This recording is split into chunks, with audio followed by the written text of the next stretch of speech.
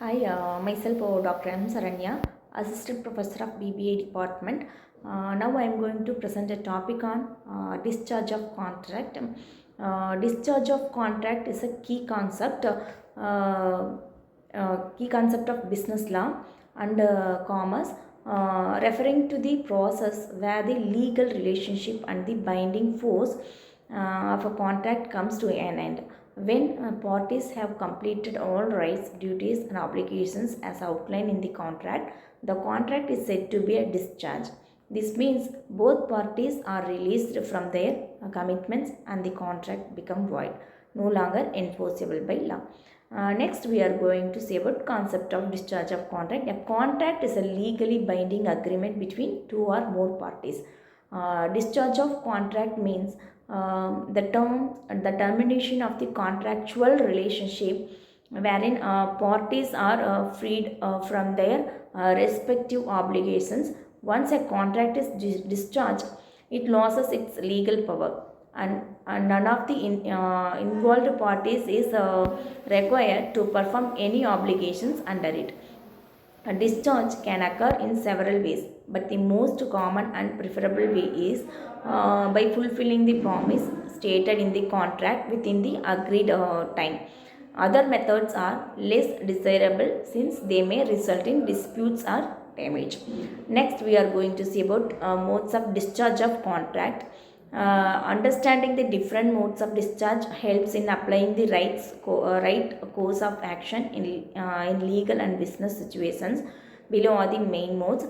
First one is by performance. The contract is discharged when both parties fulfill their promises.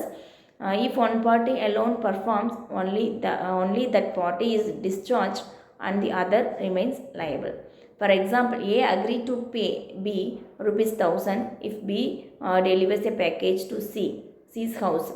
B delivers the package and A pays rupees 1000. The contract is discharged. Next one is by mutual agreement. Contract can be discharged if both parties agree to substitute, alter, resign, or waive the contract. Novation, the old contract is replaced by a new one with the consent of all parties. Next one is alteration, means some terms are changed with mutual consent, leading to the end of the old contract. Next one is rescission.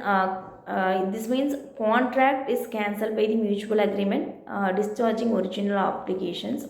Next one is measure, an inferior right match with the superior right, thereby ending the original contract. Next one is by impossibilities or frustration. If the promised act become impossible or illegal after forming the contract, the contract is discharged. This is known as doctrine of frustration. Next one is by operation of law.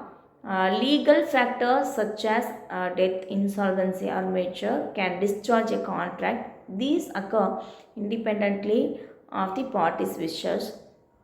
For example, death, especially for personal service contract, insolvency, the court discharge obligations if a party is declared insolvent. Next one is by lapse of time. If the contract is not performed during the time limit specified in law, the contract is discharged and become unenforceable.